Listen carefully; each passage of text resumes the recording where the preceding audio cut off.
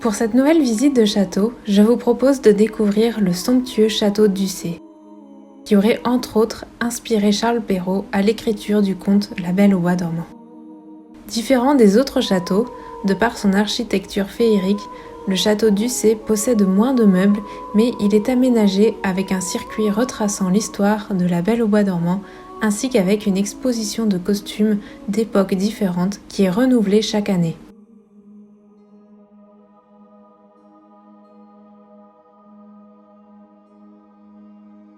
À présent, retraçons un peu l'histoire du château. C'est un domaine encore privé, mais ouvert à la visite. La construction du château s'étale sur près de 1000 ans. Le château présente deux styles architecturaux, l'un d'inspiration médiévale et gothique, et l'autre de la Renaissance. Le château sera achevé sous son aspect actuel au XVIIe siècle. Le mur fermant la cour au nord est abattu pour ouvrir la vue sur le paysage. C'est le nôtre en personne qui réalisa les jardins de Versailles, qui dessina pour Ussé les remarquables jardins à la française.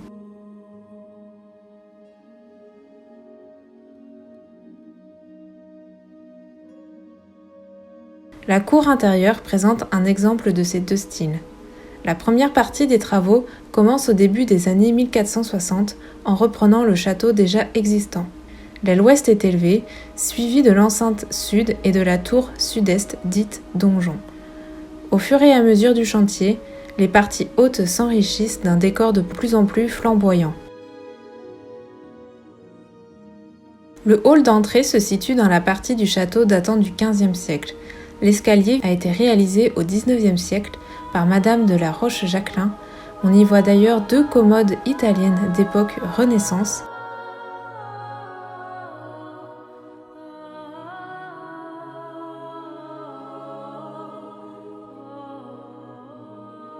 La salle des gardes était l'entrée du château. Elle était accessible par un pont-levis, aujourd'hui à l'emplacement d'une fenêtre. Le magnifique plafond datant du XVIIe siècle est peint en faux marbre selon une technique italienne de trompe-l'œil. Cette salle abrite la collection d'armes et d'objets orientaux, principalement indiens, rapportés au XIXe siècle par le comte de Blacas.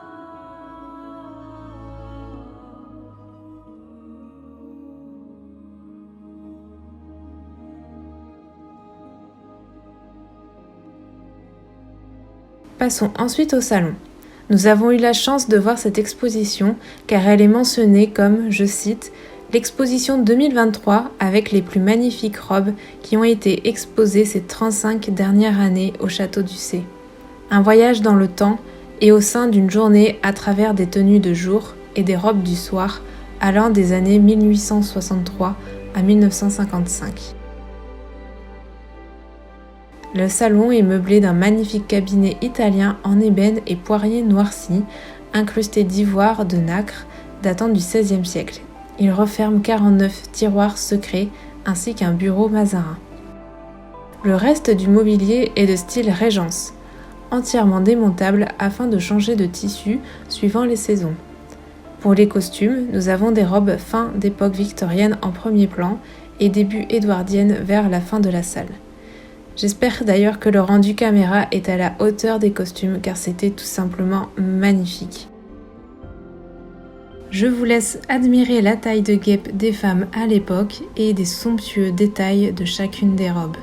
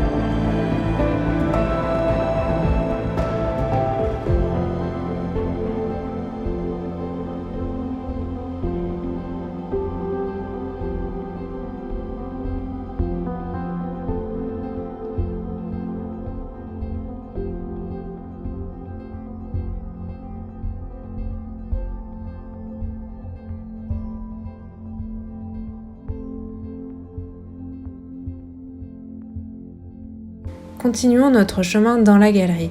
Il s'agissait d'un passage en arcade ouvert sur la cour qui fut transformé en logis. Elle relie les ailes est et ouest du château.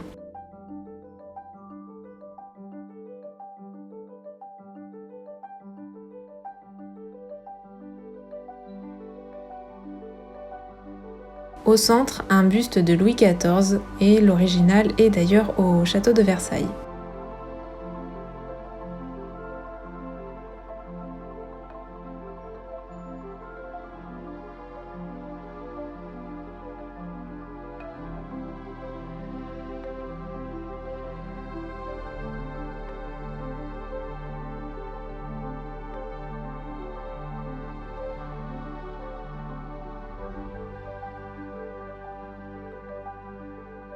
Vient ensuite le grand escalier du château qui est d'inspiration italienne. On peut y voir une chaise à porteur du XVIIIe siècle, une paire de bottes de postillon qui font 2 kg chacune, qui aurait d'ailleurs inspiré aussi Charles Perrault.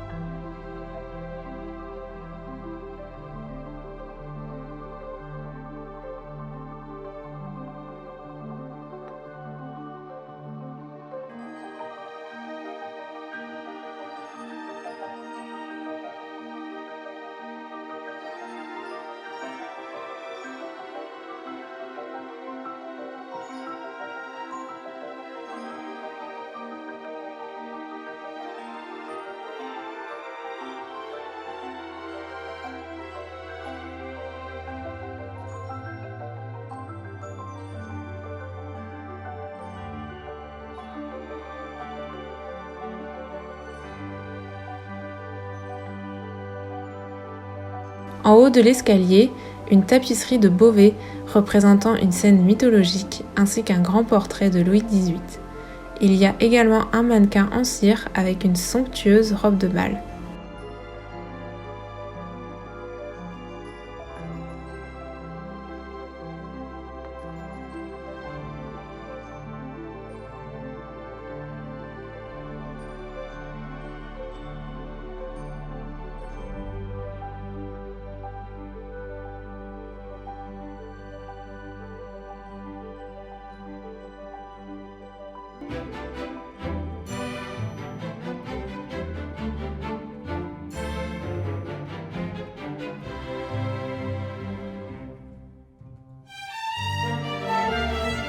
Nous arrivons à l'antichambre. Réalisée au XVIIe siècle, lors de l'aménagement des appartements royaux, elle est meublée d'un magnifique bureau. Les murs sont ornés de 2 portraits en pastel ainsi que d'une copie des noces de Cana de Véronèse.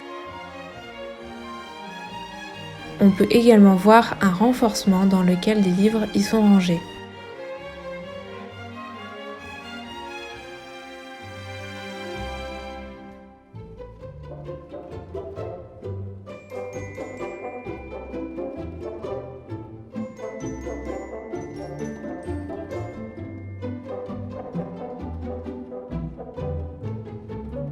Puis nous arrivons dans la chambre du roi. Cette pièce a été restaurée en 1995. L'exposition de costumes se poursuit avec un mélange de robes datant de 1860 et des robes à tournure.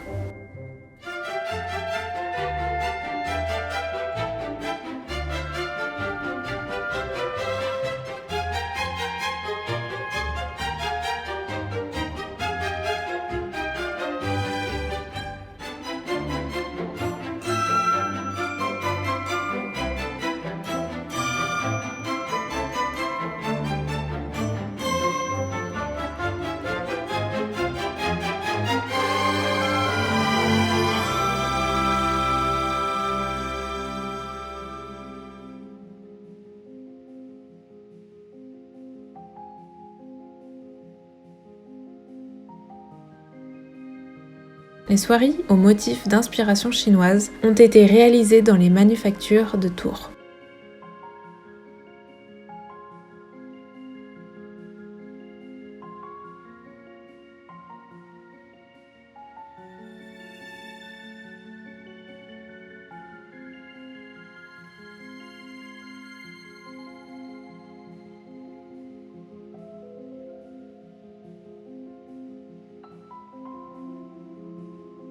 Le gigantesque miroir de Venise date du XVIIe siècle.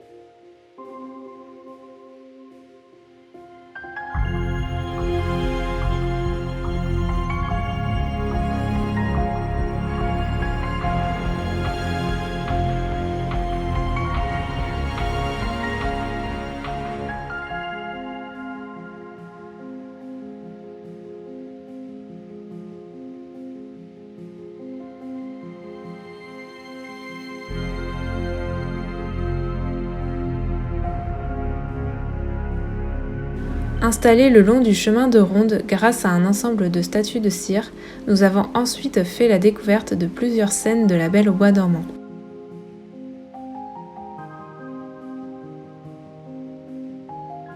L'exposition est située dans la partie la plus ancienne du château. Escaliers en colimaçon, charpente et vue panoramique nous accompagnent pendant la visite.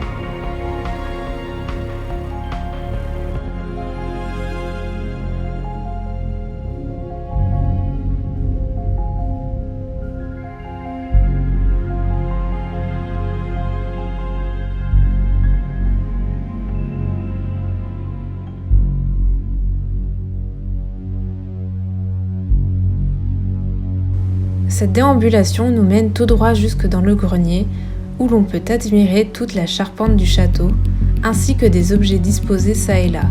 J'ai adoré cette partie qui ressemble un peu à de l'urbex.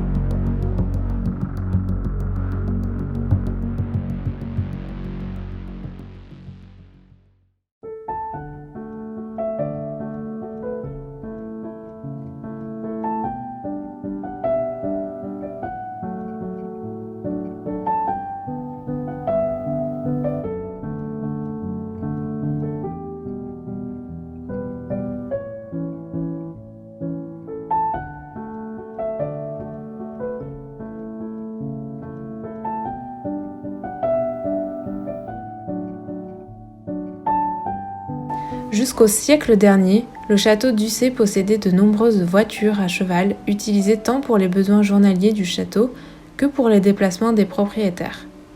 Sous une haute charpente de bois, certains véhicules sont exposés comme le coupé de ville ou le Milord avec son élégante capote articulée qui pouvait être attelée à 2 ou à 4 chevaux. Dans la sellerie, les harnais de toutes sortes sont alignés à la perfection sur leur support et paraissent encore prêts à l'emploi. C'est ainsi la fin de cette visite. J'espère que cela vous aura plu et je vous dis à très vite pour de nouvelles aventures. D'ici là, portez-vous bien.